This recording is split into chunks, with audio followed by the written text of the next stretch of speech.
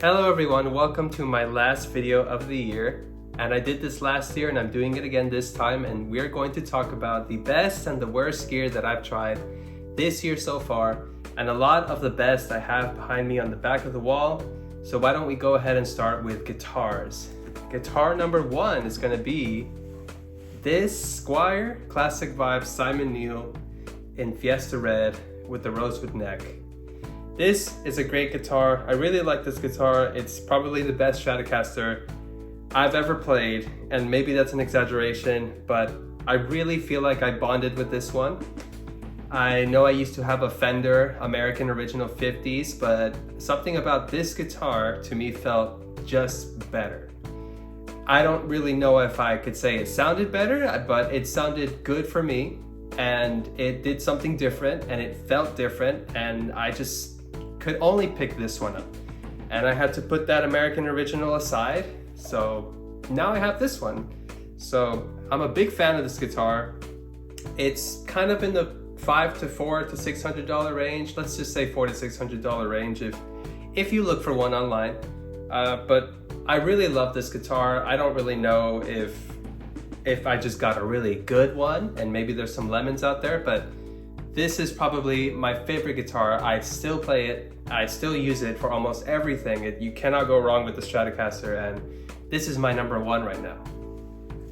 Guitar number two has to be the Rickenbacker. And I know some of this may look a little dusty, but I do play these guitars all the time. It's just dusty in areas that I normally don't put my fingers in, of course. But yeah, this is probably one of my favorite guitars ever. Is the Rickenbacker. I've always wanted a Rickenbacker, and I did a whole video on this one as well. It comes with a nice case, and it's pretty affordable when it comes to Rickenbacker guitars. Maybe I spent about $1,600, $700 on this guitar, and I really love it. The only thing I guess I would probably critique on this guitar is that it definitely needs a setup.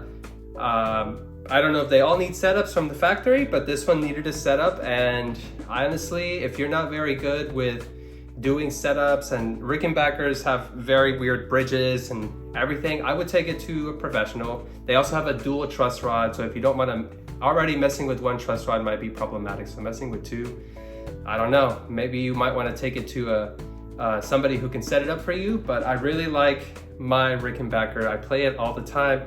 And some of you are probably asking, where's the American sticker, the USA sticker? Well, this is an Argentinian flag. I like it. I think it looks great on this guitar, and it's my guitar, so I'm gonna leave it on.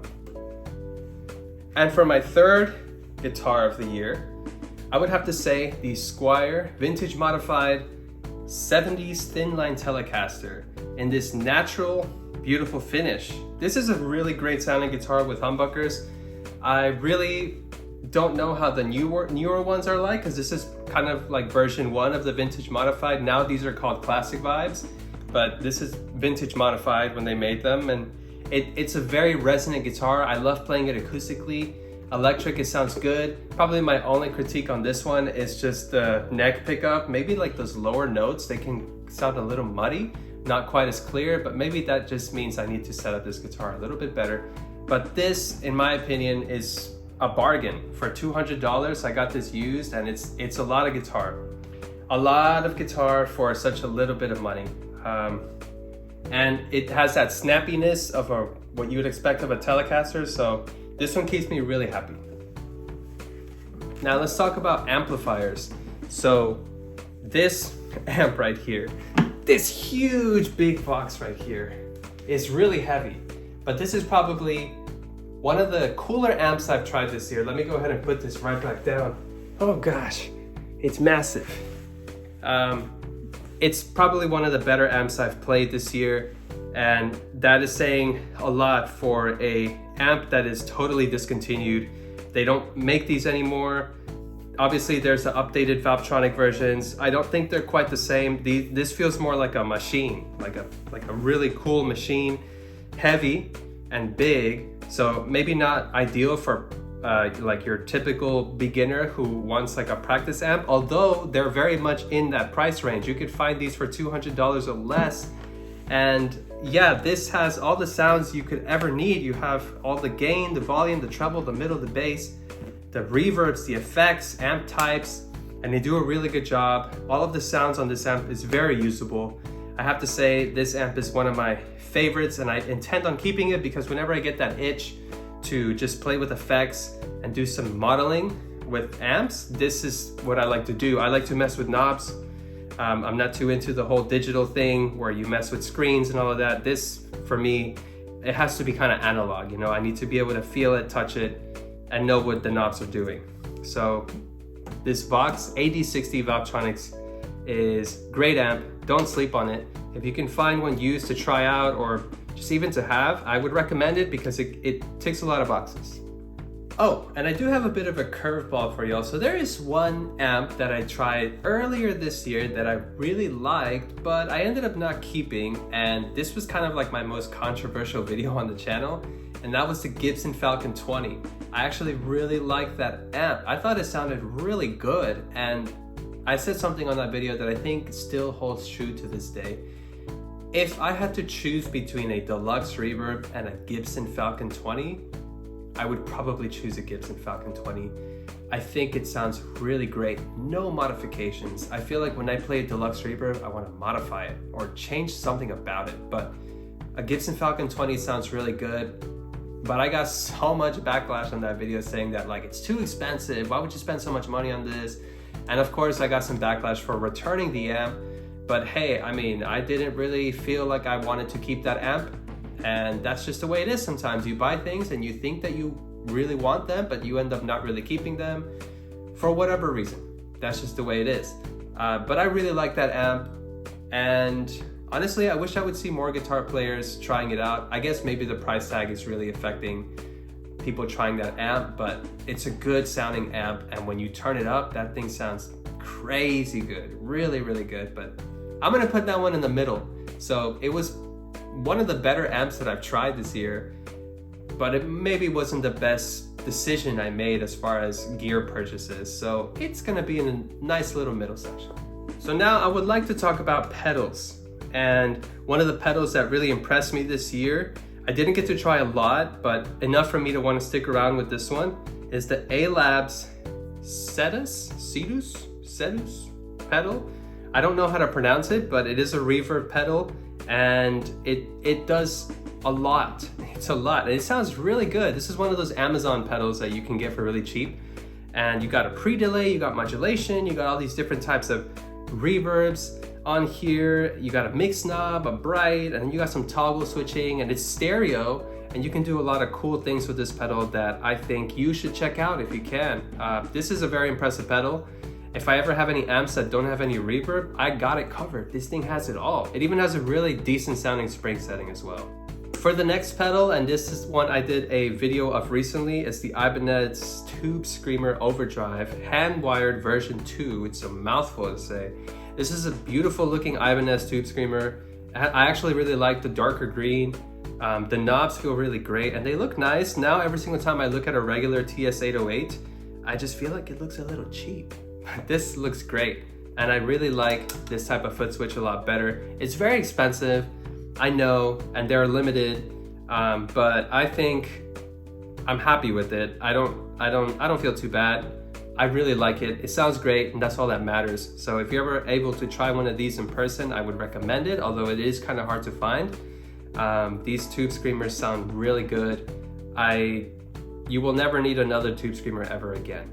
I promise you that. But hey, I know some of us like to just keep buying and buying things, so this for me, I would say, is my final tube screamer. And then one other thing I would like to give a shout out to is the Ernie Ball Silver Slinkies. And I know you hear some noises in this box, and that's because I kept the box to use for guitar picks and all the other accessories that I feel like I lose all the time. The Ernie Ball Silver Slinkies I actually have on all of my guitars, and they all sound great. They sound great on all of my guitars. I think you really gotta try them. I mean, they are just Ernie balls. I don't know if there's anything too different from the regular standard set, but they've lasted me. I know I've made a follow-up video about saying that maybe I'm worried about them not lasting, but no, they've lasted me. They feel great to play. They haven't rusted out. They're great strings, and they are my go-to strings right now. These are the only strings I'd ever I'll ever really use until maybe I can find a better pair of strings. But I feel like I've tried a lot of strings, and this is the one that really catches my attention. And now I would like to touch on the stuff that I did not like. And frankly, there wasn't a lot of things that I played this year that I did not like, or rather I should say that I have owned. There is one that I did not make a video of, and that is the Boss Katana 100 version 3. And I know some of you will be like, what? The Boss Katana was the worst thing you tried? Well, I have to be honest with you. Yeah, it's not that great. I feel like there's a lot of hype on that amp, and don't get me wrong, great practice amp. It is for a beginner, but if you're an intermediate player, a player that's you already have tube amps and you already have kind of moved on beyond the whole modeling digital sort of thing, you don't need a Boss Katana. You don't need one. I think they're not that great sounding. They sound very digital. I think they sound great for when you're starting off. It has some great features. You have really great effects, but I find the user interface is just not as simple as they kind of say that they are. It's a little difficult for me. I was used to just, hey, those are the effects. I turn it and it says what effect it is, but I feel like with the Boss Katana, you have to like look at the color of the LED, and then you kind of have to remember what you set that for. And yes, you get to use the app on your phone, and you get to plug it into your computer. You can do some DI recording, and it sounds good just like that. And that is a great thing to introduce to a beginner. But I feel like if you're not a beginner, if you're intermediate, if you've played better gear, the Boss Katana will just seem like a step down. So I would say for you who are watching, if you're a beginner, it's definitely a great introduction to the whole guitar and gear world. But if you're beyond that, you just don't get one. I mean, why would you need one? I don't know. I feel like there's better things you can get. I'm happier with the Vox because it was cheaper than a new Boss Katana, and it itches that whole modulation amp thing for me. So I stick with the Vox. I felt like that was money well spent, whereas the Boss Katana for me was not money well spent. And then finally, I did do a video on the very beginning of this year on the Fesley guitars, and I have to say, those guitars are okay. They are the cheap, like Chinese guitars. There's like a whole lot of brands that are popping up now that on Amazon and all over YouTube that are just affordable and they're supposed to sound good. And there's just one thing I kind of don't like about this type of trend and also these type of guitars. They're cool, but you end up just kind of not using those guitars. They just pile up, and I feel like that's sort of wasteful. I don't really like it, but that's just my opinion. I find that these guitars, yeah, they sound great, and yeah, for the money, but even for a beginner, if you think about it, if you give a beginner a really cheap Chinese guitar that doesn't have a good name brand behind it, like maybe Fender with Squier or Epiphone, they're just not going to feel as inspired to play. I had recommended in my earlier video that, you know, beginners, this would be a great gift for a beginner, but I don't really know. I feel like as a beginner, honestly, we do care about, you know, what you're holding and the brand. You just do because it feels cool, because that's what your guitar heroes played, or, you know, it's associated with the brands that they played. I just feel like I don't like those type of guitars, and I don't really think people should be spending their money on those type of guitars unless you just want to modify that guitar, because I feel like that's the only thing I could see it being sort of worth the money, is it being a modding tool, like a platform to just mod. But other than that, for 2024, that's all I've tried, that's all I've bought. And hopefully in 2025, this year, maybe I'll try some more cooler things, and, you know, I'll make videos of them whenever I come across them. But that's pretty much it. I hope you guys really enjoyed the video. I really enjoyed making this video. I really enjoyed all the cool stuff I get to try. And I have a full-time job, so it's not like I do YouTube all the time, but whenever I do, I really try to make a great video for you guys to enjoy. And I've had so many subscribers this year, not like my channel's blowing up or anything, but I see it gradually increasing, and it makes me feel good that you guys really enjoy this content. So thank you so much for all of you who've supported me this year, and stick around because there's so many cool things out there to try as far as gear, and you never know what new thing is gonna come out. And whatever I find interesting, I'm gonna cover it. And I'm gonna be honest with y'all because nobody's paying me to say anything about these pieces of gear that I have. This is just me, a bedroom guitar player, giving you my honest take. Thank you so much. I will see you next year.